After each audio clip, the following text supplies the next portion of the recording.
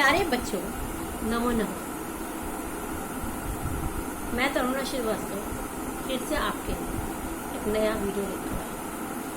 अभी तक हमने वर्ण विच्छेद, वर्ण विचार, वर्ण संयोजन पढ़ा।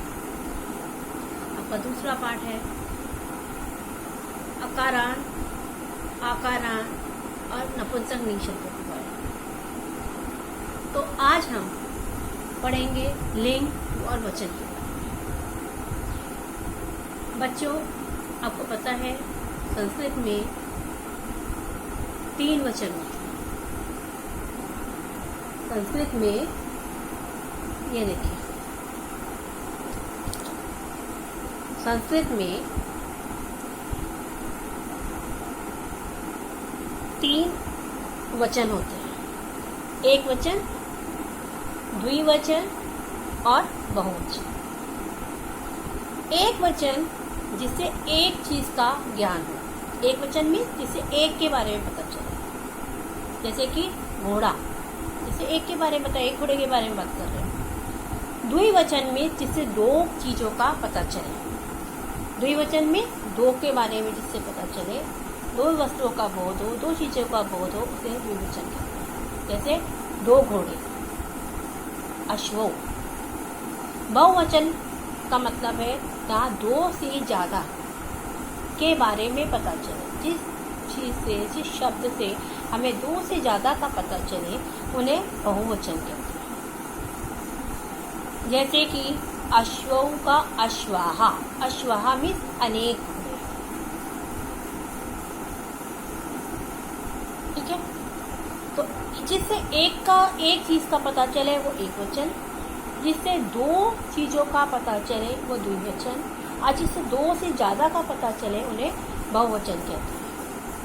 हिंदी में 2 वचन होते हैं, लेकिन संस्कृत में 3 वचन होते हैं। ईश्वर की दया से हमारे हाथों में भी 3 उंगलियां 3 पार्ट में बटी हुई हैं। ये देखिए, ये एक वचन, द्विवचन, बहुवचन। इसी तरह संस्कृत में पुरुष भी 3 होते हैं। प्रथम पुरुष, मध्यम पुरुष, उत्तम पुरुष। प्रथम पुरुष होता है, इसको हम बाद में बहुत अच्छे से डिटेल में सीखेंगे, लेकिन प्रथम पुरुष के बारे में थोड़ी सी जानकारी देना चाहूंगी। प्रथम पुरुष होता है जो दूर के लिए होता है। जैसे यह, वो दूर के लिए प्रयोग होता है। वह को संस्कृत में कहते हैं सहा।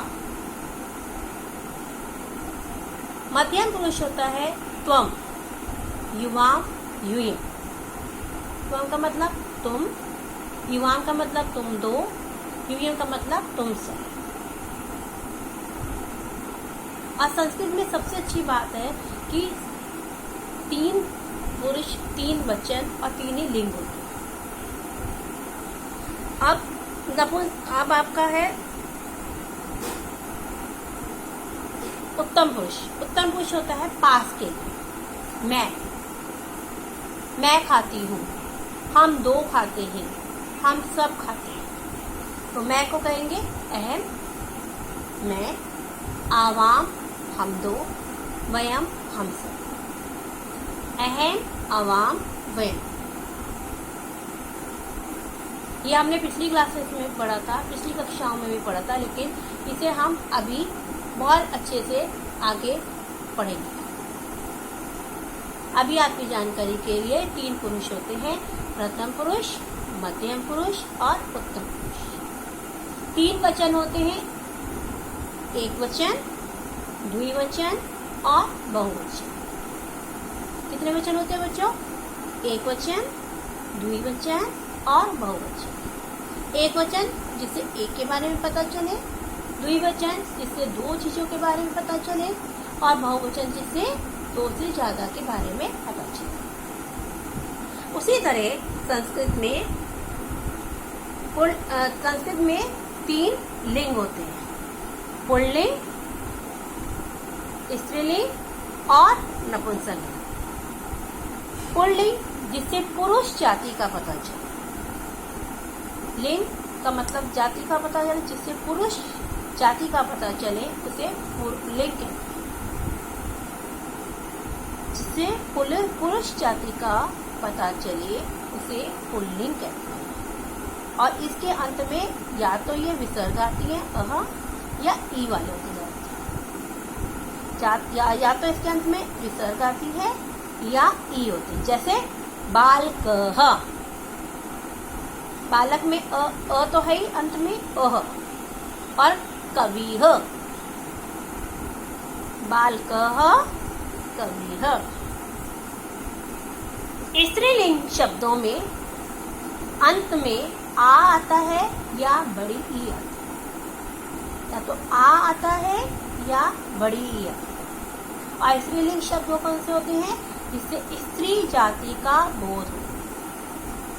जिन शब्दों से स्त्री जाति का बोध होता है उन्हें हम स्त्रीलिंग शब्द कहते हैं। जिन शब्दों से स्त्री जाति का बोध होता है उन्हें स्त्रीलिंग कहते हैं और उनके अंत में आ आता है या बड़ी ई आती है। जैसे बालिका, बालिका के अंत में क्या आ रहा है? आ। और नदी, नदी के अंत में क्या आ रहा है? बड़ी ई। तो या तो अंत में आ आता है या ज्यादातर ई आता है। इन्हें हम कहते हैं स्त्रीलिंग शब्द। इसके बाद तीसरा लिंग होता है नपुंसक लिंग। नपुंसक लिंग ज्यादातर निर्जीव वस्तुओं के लिए प्रयोग होता है। नपुंसक लिंग ज्यादातर निर्जीव वस्तुओं के लिए प्रयोग होता है और इसके अंत में या तो अम आता है या ऐसा लिखा हुआ हलंत वाला म, या तो ऊपर लिखा हुआ अम आएगा जिसमें बिंदी लगी होगी या म लिखा होगा। जैसे पुष्पम जलम, पुष्पम जलम। समझ आया बच्चों आपने? हम दोबारा से आज फिर वचन हमने पढ़े थे। वचन में एक वचन में आएगा बालकाः, जितने भी पुल्लिंग में है उसमें आएगा बालकाः। द्विवचन में अगर दो हैं तो आएगा बालकौ। और बहुत सारे हैं तो दो से ज्यादा हैं तो उनको कहेंगे बालकाः। बालकाः में एक बालक, बालकौ में दो बालक और बालकाः में अनेक बालक। तो अंत में एक वचन के अंत में आता है अह, द्विवचन के अंत में आता है पुल्लिंग में औ और बहुवचन में आता है आहा। आज हम केवल आकारांत पुल्लिंग शब्दों के बारे में और अच्छे से पढ़ेंगे। ये आकारांत पुल्लिंग शब्द हैं। जैसे एक वचन में आएगा अह, अह, द्विवचन में औ और बहुवचन में आएगा आहा। हम फिंगर पे याद करेंगे अह, औ, आहा। मेरे साथ बोलिए अह, औ, आहा। अह एक वचन में, औ द्विवचन में, आहा बहुवचन। अह, औ, आहा, अह, औ, आहा। तो आज हम सबसे पहले आकारांत पुल्लिंग शब्दों के बारे में पढ़ेंगे। ये देखिए मैंने कुछ यहाँ पे शब्द लिखे हुए हैं जिसे हम एक एक करके पढ़ेंगे। आपको दिखाई दे रहा है बच्चों? ये देखिए जैसे एक वचन में आता है अह। ये देखिए मैं दोबारा लिख के दे रही हूँ। एक वचन में आएगा अह, द्विवचन में आएगा औ, औ की मात्रा, ठीक है। और बहुवचन में आएगा आहा। तो एक वचन में और पुल्लिंग शब्द कौन से होते हैं? जिसके अंत में या तो अह आता है या क्या आता है? ई, छोटी।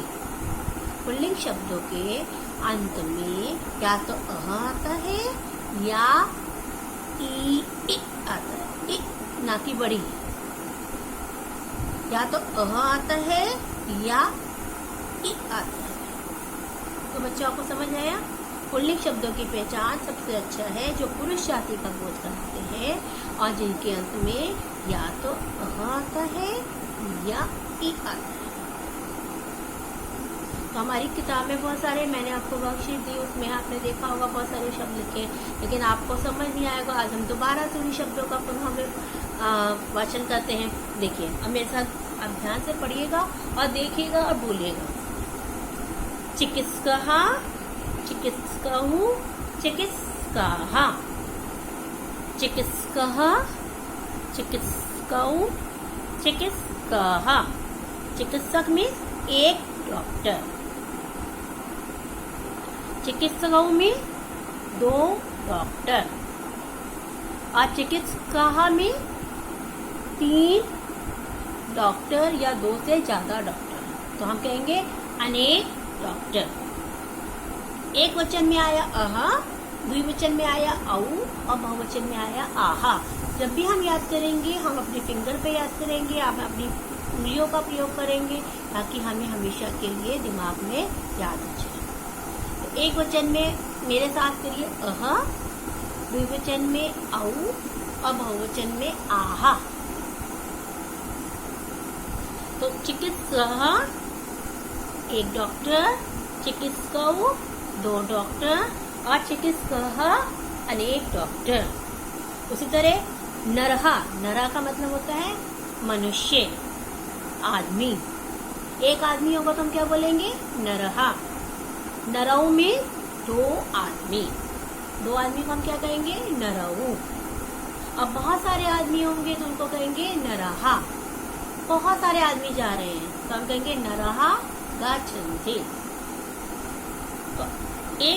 तो नरहा एक आदमी, नरऊ 2 आदमी, नरहा अनेक आदमी। दोबारा से आपको बोल रही हूँ, एक वचन में आता है अंत में अह, द्विवचन में आता है औ और बहुवचन में आता है आहा।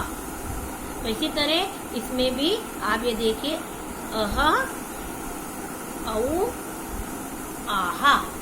मैं अंडरलाइन भी कर रही हूँ, आप देखिए ध्यान से अह, औ, आहा। उसके बाद हमारा लिखा है कृषकः। कृषकः का मतलब होता है किसान। कृषकः का मतलब क्या होता है? किसान। कृषकः एक किसान होगा तो बोलेंगे कृषकः। अगर 2 किसान होंगे तो हम बोलेंगे कृषकौ। और अनेक किसान होंगे तो हम बोलेंगे कृषकाः। एक किसान कृषकः एक किसान, कृषकौ 2 किसान, कृषकाः अनेक किसान। उसी तरह सूर्य आपकी बुक में भी दिया हुआ है, आपकी किताब में भी दिया हुआ है, वर्कशीट में भी दिया था। सूर्य का मतलब सूरज, सूर्य का मतलब 2 सूरज और सूर्याहा का मतलब अनेक सूरज। सूर्य, सूर्यौ, सूर्याहा। सूर्य में 1 सूरज, सूर्यौ में 2 सूरज और सूर्याहा में अनेक सूरज। उसी तरह चंद्रहा, चंद्रहा में 1 चांद, चंद्रमा। चंद्रौ 2 चांद, चंद्राहा अनेक चांद। चंद्रहा, चंद्रौ, चंद्राहा। चंद्रहा, चंद्रौ, चंद्राहा। चंद्रहा में 1 चांद, चंद्रौ में 2 चांद और चंद्राहा में अनेक चांद। इसके बाद है मेघा। मेघा का मतलब होता है बादल। अगर 1 बादल है तो बोलेंगे मेघ। अगर 2 बादल है तो हम बोलेंगे मेघौ। मेघौ में 2 बादल और मेघा में अनेक बादल। तो मेघा, मेघौ, मेघाहा। और मेघा में 1 बादल, मेघौ में 2 बादल और मेघा में अनेक बादल। उसके बाद है वृक्ष। वृक्ष का मतलब पेड़। अगर 1 पेड़ है तो हम कहेंगे वृक्षः। 2 पेड़ वृक्षौ, अनेक पेड़ वृक्षाः। वृक्षः, वृक्षौ, वृक्षाः, वृक्षः, वृक्षौ, वृक्षाः। वृक्षा मीन्स एक पेड़, वृक्षौ मीन्स दो पेड़ और वृक्षाः मीन्स अनेक पेड़। उसके बाद है गजः। गजः का मतलब होता है हाथी। अगर एक हाथी है तो हम बोलेंगे गजः, दो हाथी है तो बोलेंगे गजऊ, और बहुत सारे हाथी हैं तो हम बोलेंगे गजाः।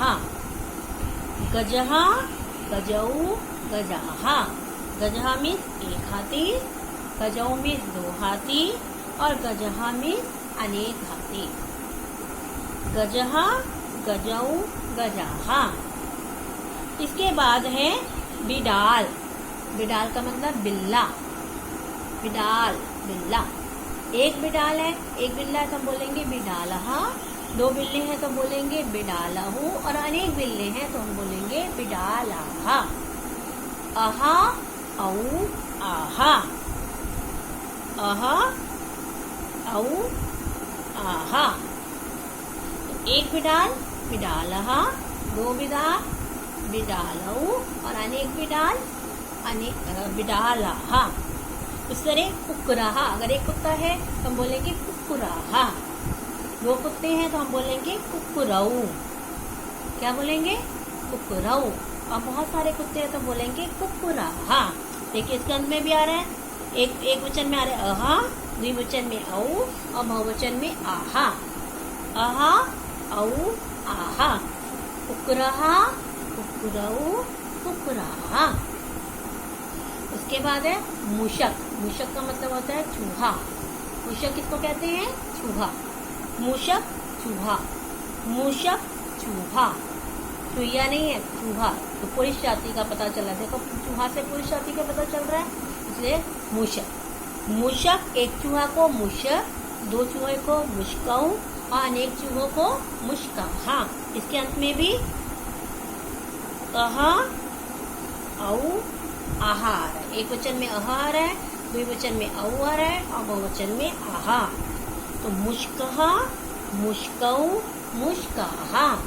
दोबारा बोलते हैं, मूषक में एक चूहा, मुश्कऊ में दो चूहे, मुश्काहा में अनेक चूहे।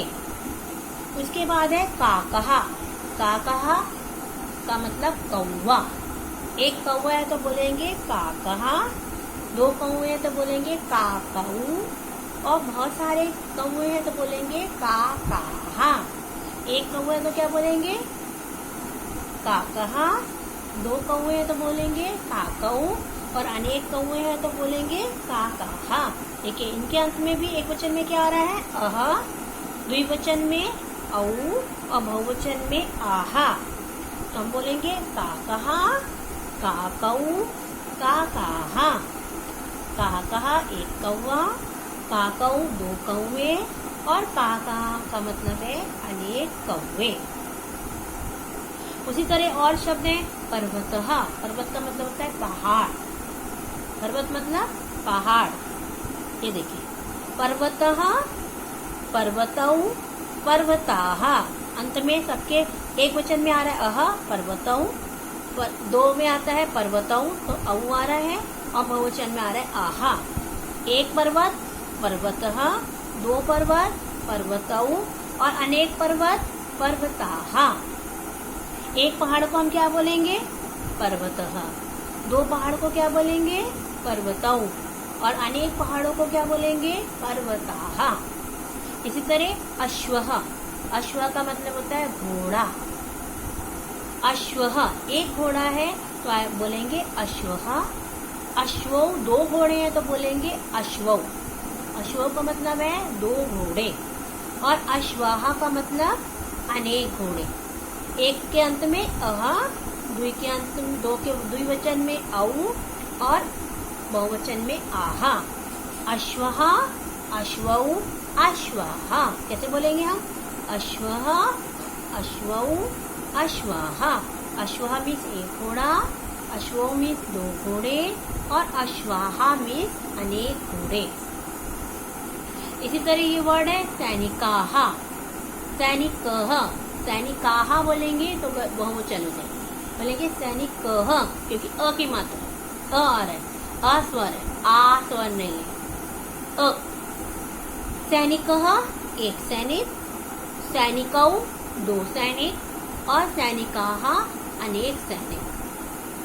सैनिकः में एक सैनिक, सैनिकौ में दो सैनिक और सैनिकाः में अनेक सैनिक। सैनिक में एक सिपाही, सैनिकों में दो सिपाही और सैनिकाः में अनेक सिपाही।